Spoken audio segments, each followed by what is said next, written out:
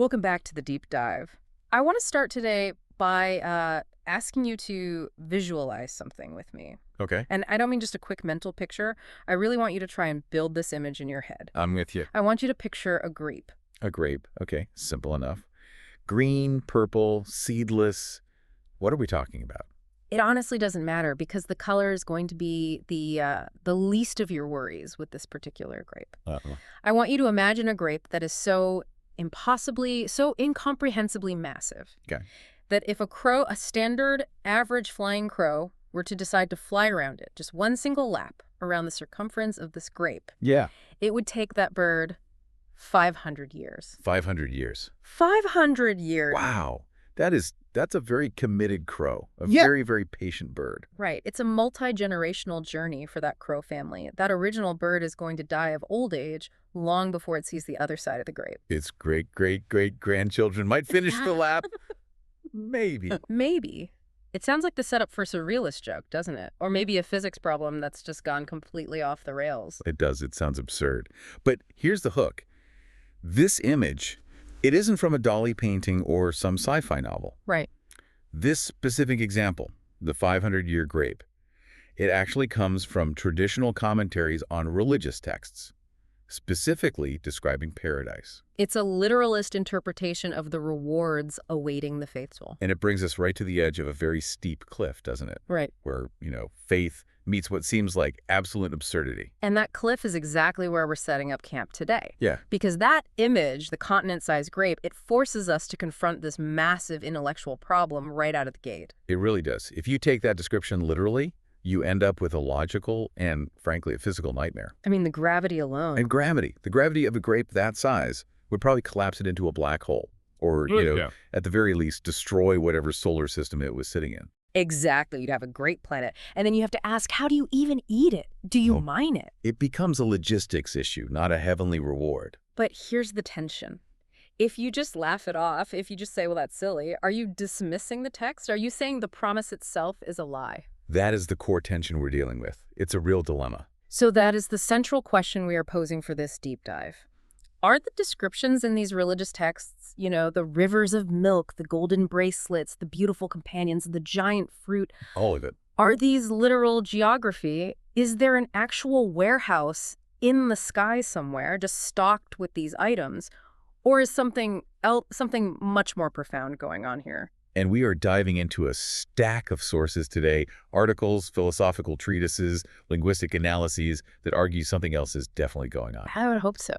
We're going to look at an argument that says treating these metaphysical descriptions as physical realities isn't just kind of wrong. It's more serious than that. Much more.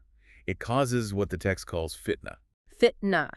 Now, that is a heavy word. We hear it in the news sometimes, usually about political unrest, but here it's being used in a theological sense. It is, and it translates to trial, confusion, sedition, or even civil strife. The argument presented in these documents is that literalism here is a fundamental category error. A category error. It's a mistake in let's say, the software of how we read. And it leads to confusion, social embarrassment, and ultimately a complete misunderstanding of the text's actual purpose. Okay, so our mission today is to unpack this. We're going to look at the linguistic barrier that makes describing the unknown basically impossible. Right. We're going to talk about why the Quran didn't promise refrigerators to 7th century Arabs, which is, I have to say, a brilliant point that I think unlocks the whole puzzle. That refrigerator analogy is one of my favorites in this entire stack. It's so clarifying. It just cuts right through the noise. Yeah. It really does. And we are going to explore a really profound metaphor about a mango, yes, we're moving from grapes to mangoes, that explains the relationship between human freedom and divine law in a way I had just never considered before. It's a fascinating journey because, look, even if you aren't religious, this is a deep look at the limitations of human language. That's a great point. It's about how we as humans try to wrap our minds around concepts that are technically, well, impossible to think about. So for you listening, you might be thinking, I just wanted to know about the grape. But stick with us. Whether you're into theology, linguistics, or just the philosophy of how we find meaning, this is going to be a wild ride. It will. Let's start with the problem of words, the fundamentals. Right. The fundamental assertion in the source material is that human language has a very specific and actually a very limited history. It Okay. evolved solely for one purpose, to facilitate our interaction with the physical sensory world. Meaning we invented words because we needed to survive here on Earth with Yeah. gravity and weather and, tigers. Exactly. Think about the genesis of language. Why do we have the word rock? Because we can pick one up, we can throw it, it's real. Precisely. Why do we have the word hot? Because we can feel the fire. Why sour? Because we tasted a lemon. Our entire vocabulary, every single noun, every adjective is rooted in sensory experience. Touch, sight, sound, taste, smell. That's it. That's the toolkit. So we have this huge database of words, but it corresponds one-to-one with the physical universe we inhabit. Correct. But here is the logical problem presented in the text. Yeah. The hereafter, or the concept of paradise, is described as belonging to the realm of mabad at-tabiat, Which is the Arabic term for metaphysics. Realities that exist after or beyond the physical nature we know. Mabad at-tabiat. And the text also uses another term, basat hakik. Yes, which means abstract truths. The argument is that these realities are distinct from the physical matter we interact with. They operate on different laws, different physics, maybe even different dimensions. So if language is a tool built only for the physical And world, the hereafter is metaphysical. then we have a compatibility error. A huge one. It's like trying to run a PlayStation 5 game on an old toaster. The hardware just isn't built to read the disk. Yeah. Doesn't have the right components. That's a great analogy. So we literally do not have the vocabulary to describe what happens next. We don't, because we haven't been there.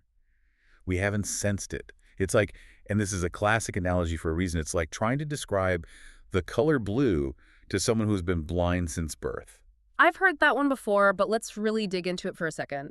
If I tell a blind person blue is cool like water or blue is calm like a quiet lake, What do they actually understand? they might understand cool. Yeah. They know the feeling of water. They understand calm.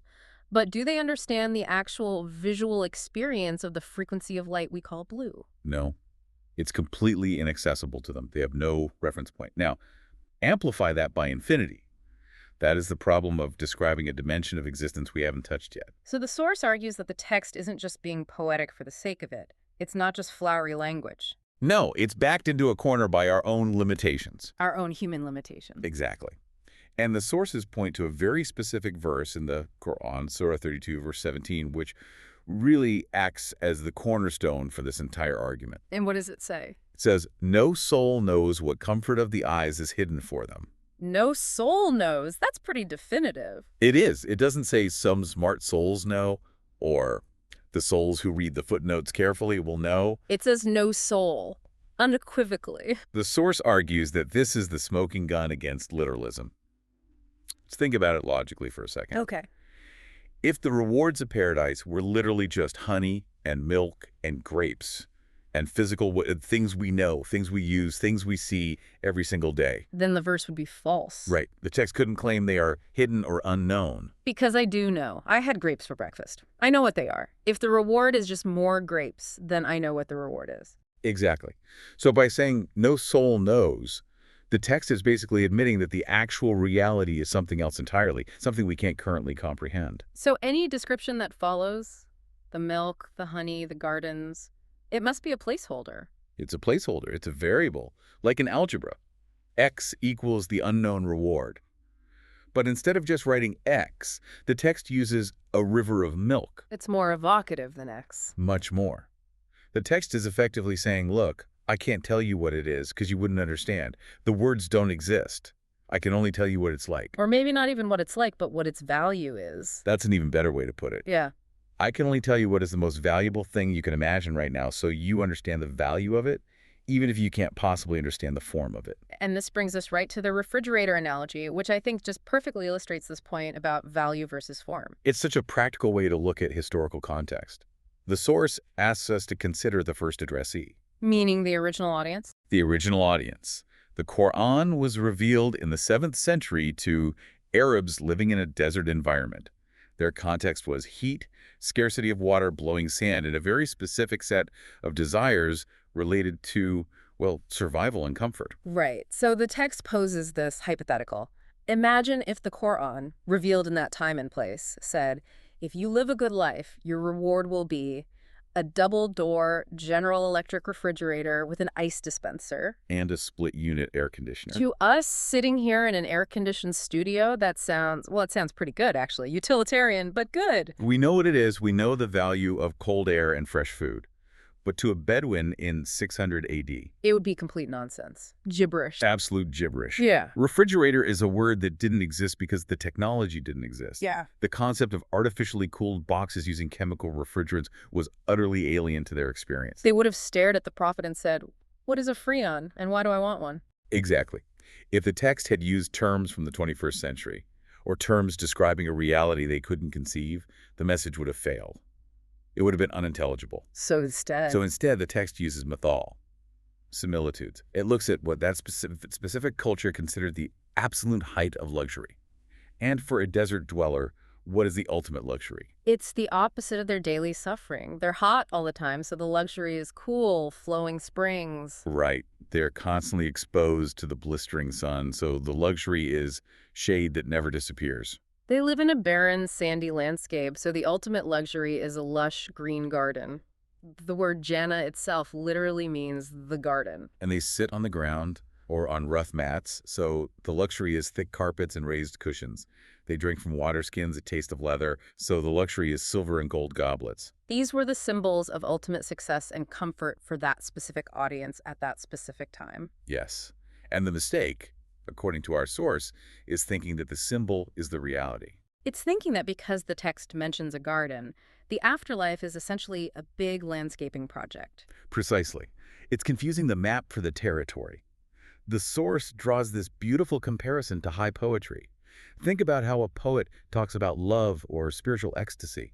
They use metaphors. They talk about wine and the goblet and the tavern. Right. If you read the great Sufi poets like Rumi or Hafiz, they are constantly talking about getting drunk, stumbling out of the tavern, the cupbearer pouring the wine. But they're not actually talking about literal fermentation of grapes. They're not writing reviews for a local vineyard. Of course not. They are mystics. They're using intoxication as a metaphor for the overwhelming, ego-dissolving experience of the divine. The way love makes you lose your balance, lose your self-consciousness. Imagine if you read a poem about drinking the wine of love, and you just assumed the poet was an alcoholic, giving you a recommendation for a good Pinot Noir. You would miss the entire point. You'd be reading a menu instead of a poem. That is exactly what the source argues literalists do with Scripture. They turn it into a menu. They take these linguistic vehicles, these poetic terms meant to convey spiritual joy and the evolution of the self, and they turn them into an inventory list for a warehouse. They think, okay, I have been good, so I get 500 units of milk and 12 units of gold bracelets. And that completely trivializes the whole thing. It turns a profound metaphysical transformation into a simple transaction for groceries. And that trivialization, that reduction to the absurd, leads us directly back to the concept of fitna. Okay, let's unpack this fitna concept again, because as you said, when people hear that word, they think of civil war or political unrest. Which it can mean. But here, the source is applying it to theology, to a way of reading. Yes. In this context, fitna refers to the confusion, the trial, and the sedition caused by dragging the metaphysical down into the physical realm. The source argues that literalism isn't just an innocent mistake. It's not a harmless error. No, it's a dangerous error that leads to what the text calls social and moral embarrassment. Social and moral embarrassment. That's such a strong and interesting phrase. It sounds like something out of an old etiquette book. It stems from what the text calls the daughters and sisters test. This was really striking to me. Okay, what's that? The source notes that when literalists describe the Huris, the companions of paradise, they often get into such graphic, carnal detail about their physical attributes. Right, I've seen some of this. The transparency of the skin, the size of the eyes. The curves, the eternal virginity, the sexual stamina. It gets very, very explicit. And the source makes a really cutting point about this. Which is? It says, these descriptions become so crude, so base, that you couldn't possibly discuss them in polite company. You certainly couldn't describe them in front of your own daughters and sisters without feeling deeply ashamed. Wow. That is a powerful litmus test. If your theology makes you blush and look at your feet at the dinner table, maybe reevaluate the theology. Exactly. The argument is, if this is supposed to be the highest spiritual reality, the ultimate closeness to the divine, why does it sound like something you have to whisper in a locker room? Right. Why does heaven sound like a frat party? Precisely.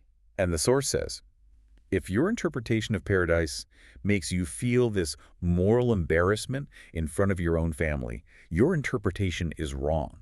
It is fitna. You have taken a symbol of spiritual companionship and purity, and you've turned it into something biological and, frankly, quite sexist. And this kind of interpretation is what leads to critics mocking the religion.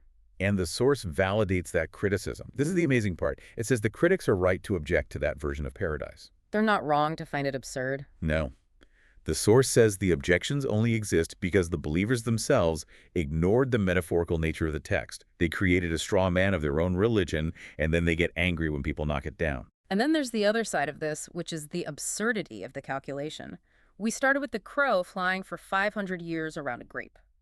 That's funny, in a way, but the source says this kind of irrational math is actually a symptom of a deeper problem. A deeper spiritual problem called zai. Zai. What does that mean? It means perversity or deviation of the heart. The text cites a verse from the Quran, Surah 3, verse 7, which warns about people who ignore the clear foundational verses. The solid ones. Right, the mukamat. They ignore those, and instead they obsess over the allegorical ones, the mutashabihat. So instead of focusing on the core message, be kind, establish justice, don't steal, they are arguing about the exact dimensions of the grape. Or the dimensions of God himself. I'm not joking. There are literalist traditions mentioned in the source that debate the physical dimensions of God's throne. How big is the chair? Exactly. Or whether God's hand has 5 fingers or knuckles. Wait, people actually debate if God has knuckles? Seriously? Yes. Because the text mentions the hand of God. And if you are a hyper-literalist, you have to ask, well, is it a hand like my hand?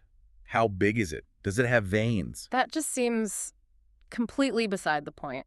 The source argues it is completely beside the point. When the text says hand of God, it's an obvious metaphor for power, for capability. When it says throne, it's a metaphor for authority and control, not a literal piece of furniture that needs to be managed by a carpenter. It seems like they are obsessing over the furniture instead of the king. That is the perfect definition of Zay.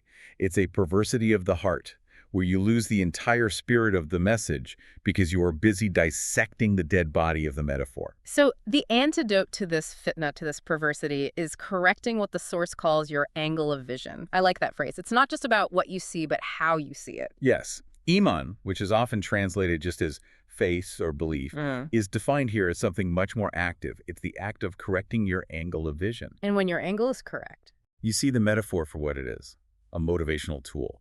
You understand that gardens represent a state of peace and growth.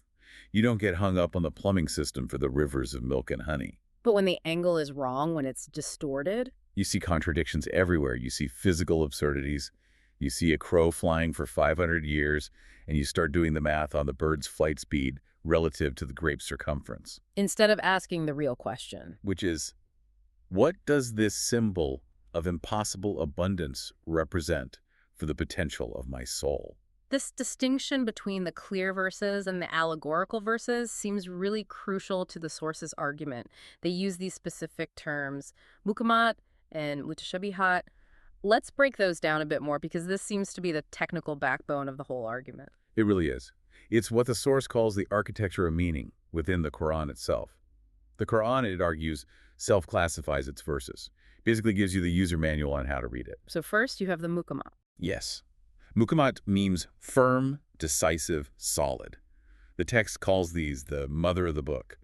Al-Kitab. The foundation. The concrete slab the house is built on. Exactly. These are the concrete laws, the principles for living in this world. Don't kill, don't cheat, honesty, justice, inheritance laws, how to treat your neighbor. The source is very clear. There is no ambiguity here. They are solid, like concrete. You don't need a metaphor to understand don't murder. No, it's pretty binary. You either did it or you didn't. And then on the other hand, you have the mutashabihat. The allegorical verses. The word itself implies resemblance or similitude. Right. These are the verses that deal with the unseen, the kaib. So things like the creation of the universe, the nature of God, the angels. And the hereafter. Since we can't know these things directly with our 5 senses, the text uses mutashabihat metaphors to give us a glimpse, a feeling. And the problem, the fitna, arises when you treat a mutashabihat verse like a mukamat verse. That's it right there. You try to build a law of physics out of a line of poetry, and the whole structure collapses. The source keeps coming back to that no soul knows argument from Surah 32.17. It really treats this verse as the key to the whole map. It does. It says, look, if the Quran itself tells you point blank, you don't know what's coming, then any description that follows must be an approximation.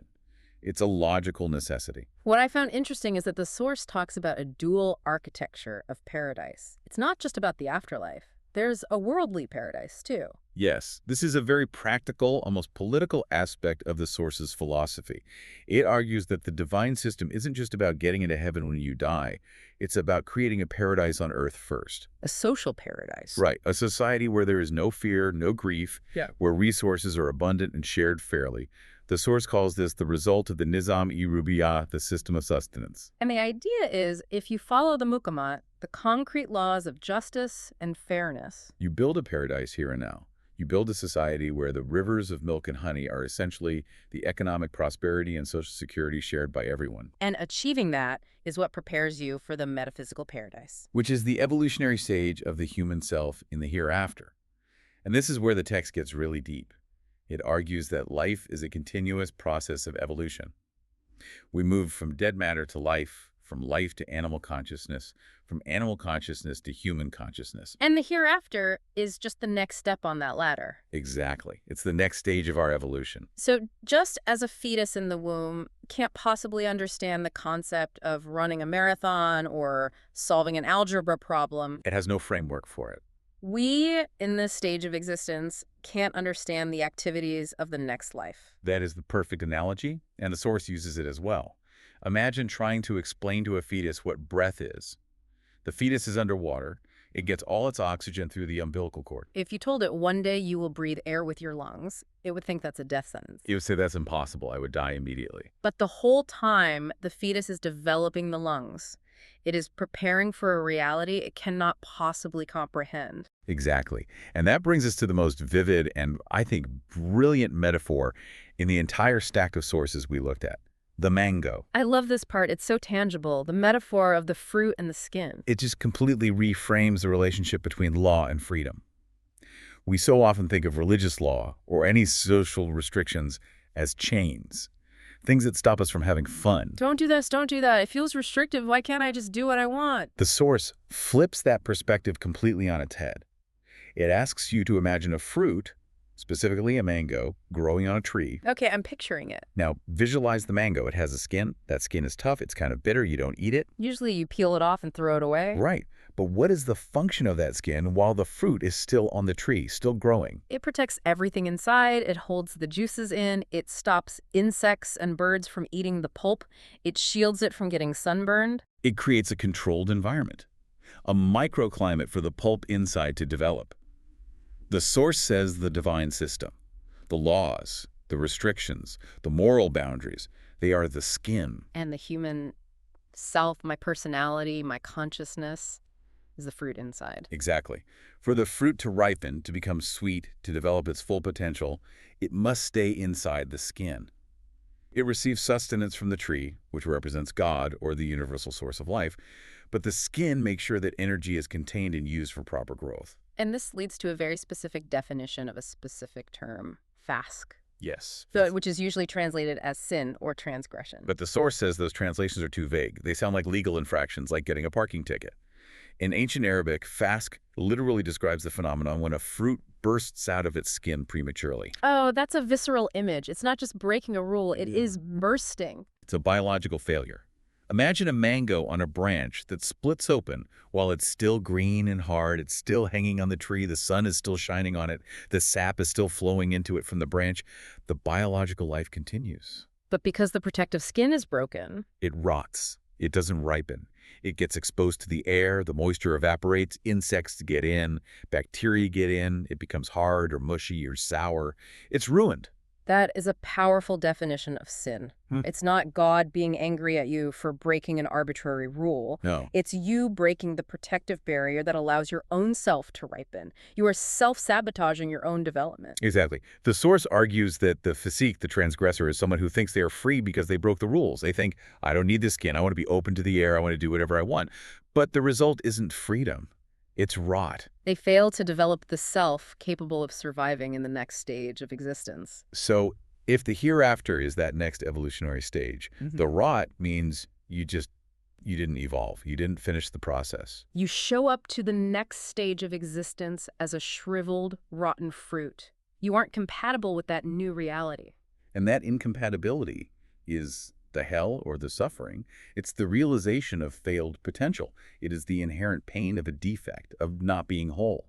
This connects directly to another concept the source focuses on, the idea of the covenant, or mythok. It frames faith not as a warm, fuzzy feeling, but as a kind of business deal. A very serious one. Mm. It's very transactional. The source references a verse that says, God has purchased from the believers their lives and their wealth in exchange for paradise. Okay, so let's break down the terms of the contract. Go for it. The buyer is God. The seller is you, the human being. The goods being sold are your life and your wealth. And the price you receive is paradise. That is the deal on the table. But the source points out a very common breach of contract. How so? It says people often think, okay, I signed the deal, I said the words I believe, now I get to keep my life, keep my money, do what I want with them, spend them on myself, and God still owes me paradise at the end. I signed the paper, but I'm not handing over the keys to the house I just sold. Exactly. The source is very strict on this point. It says if you have sold your life, it's not yours anymore. It belongs to the divine system.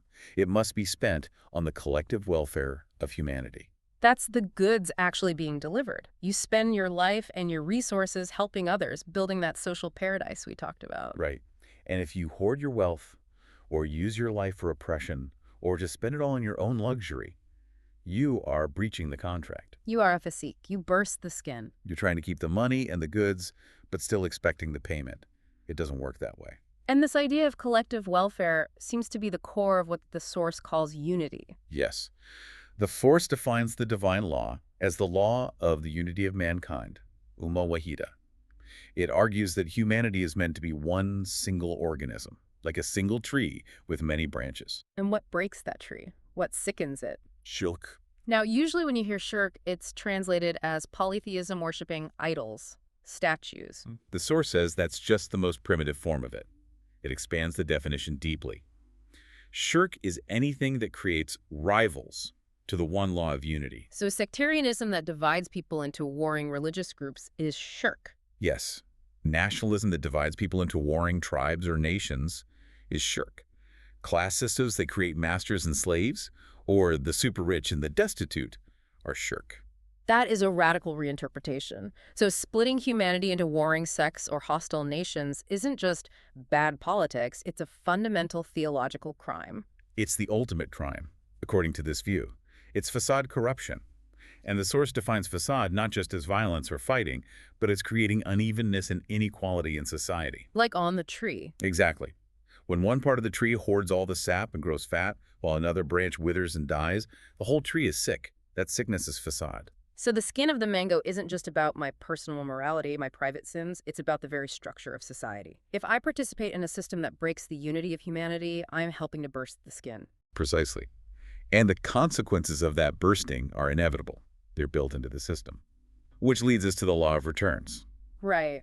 We've all heard the phrase, Inna lillahi wa inna ilaihi rajiun. We belong to God, and to Him we return. Usually you hear this at a funeral. It's meant as a consolation. It's what you say to comfort someone who is grieving. But the source says, no, this isn't just a sympathy card. This is a law of physics.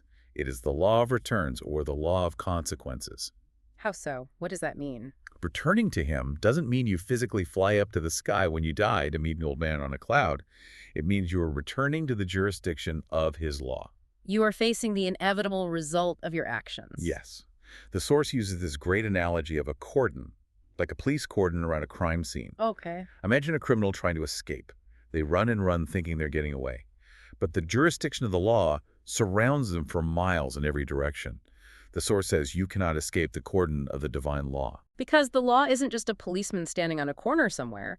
The law is built into the fabric of the universe itself. It's cause and effect. Exactly. And this is where the source references Sir James Jeans, the famous physicist and astronomer. From his book, The Mysterious Universe. Right. He talked about the mysterious interconnectedness of the cosmos.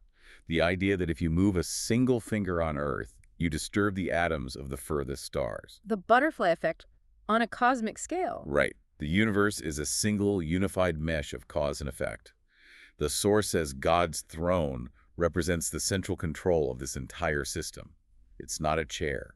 It's the center of gravity for all consequences. So every action, every fruit we grow, every time we burst the skin, it registers on the throne, it sends a ripple through the system. And that ripple, by the laws of physics and metaphysics, eventually comes back to you. That is returning to him. You aren't meeting a man with a beard.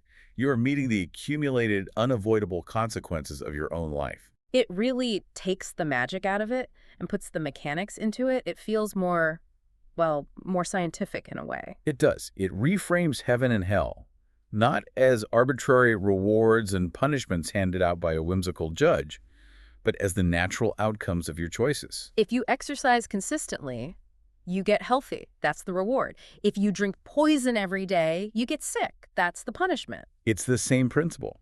You follow the law of unity, you stay inside the skin, you ripen, that's paradise. If you break the law and create division, fast, you rot, that's hell. It's simple, but it's also terrifyingly responsible. It puts the weight right back on our shoulders. It completely removes the magic wand idea of salvation. You can't just say a word and be saved if the fruit of yourself is already rotten. You have to do the work of ripening day in and day out. This has been a massive unpacking. I mean, we've gone from giant grapes to mango skins to the fundamental physics of the universe. Let's try to synthesize this for the listener who is trying to put all the pieces together. Sure, let's try to boil that. Here's the thread, as I see it. Right. 1. Human language is limited. It's built for the physical world, so it cannot describe the non-physical hereafter directly. Right, the PlayStation game in the toaster. Exactly. 2. Therefore, religious texts are forced to use metaphors, grapes, gardens, wine, to symbolize spiritual states and values. They're placeholders. Placeholders. 3. Taking these metaphors literally is a huge error. The source calls it fitna. It causes confusion, social embarrassment, and completely misses the point. Okay. 4. The purpose of life isn't just to follow rules, it's the evolution of the self, to grow and mature. To ripen. 5. The law, the divine system, is the protective skin that allows the self, the fruit, to ripen properly. It's a developmental aid, not a prison. And breaking that law. 6. Breaking the law fast is like bursting the skin prematurely. It leads to spiritual rot, not freedom. And finally, the contract. 7. Faith is a contract to uphold the unity of mankind. Upholding it leads to paradise, both social and spiritual. Breaking it means facing the inevitable consequences, the law of returns. It's a complete ecosystem of meaning. It takes the text away from being an inventory list for the afterlife and turns it into a manual for human development in the here and now. And it answers the question we started with. Why the 500-year grape? It's a signal. It's a massive neon sign flashing, "This is not physical. Do not take me literally." It's designed to be so absurd that it forces you to look deeper for the real meaning. I love that. The absurdity is the point. It's shaking you awake. Exactly. It's a filter for the superficial reader. Before we wrap up, I want to leave our listeners with a final thought that really struck me while reading all this. Okay. We often ask the question, is paradise real? And by that, we usually imply that if it's a metaphor, it's somehow fake or less than. Right. The classic dismissal. Oh, it's just a metaphor. But if the source is right, if the description of paradise is a metaphor for a level of existence we literally cannot comprehend yet because our brains aren't evolved enough, does that make it less real? Or does it make it more real? That's the question, isn't it? A simple diagram of an atom on a blackboard isn't the atom itself. The actual atom is far more powerful, more energetic, more complex, and more real than the chalk drawing. So if the grape is just the drawing on the board, imagine the energy of the reality it's pointing to. A reality we're supposed to be ripening for. And on a personal level, for everyone listening, if we are the fruit, take a look at your life today. Are you ripening inside the skin of your responsibilities to others, to the unity of the whole? Or are you just rotting on the branch thinking you're free? That's the daily check-in, I guess. That's the whole ball game. Thanks for diving deep with us today. It's been a mind bender. Always a pleasure. See you on the next one. Keep thinking.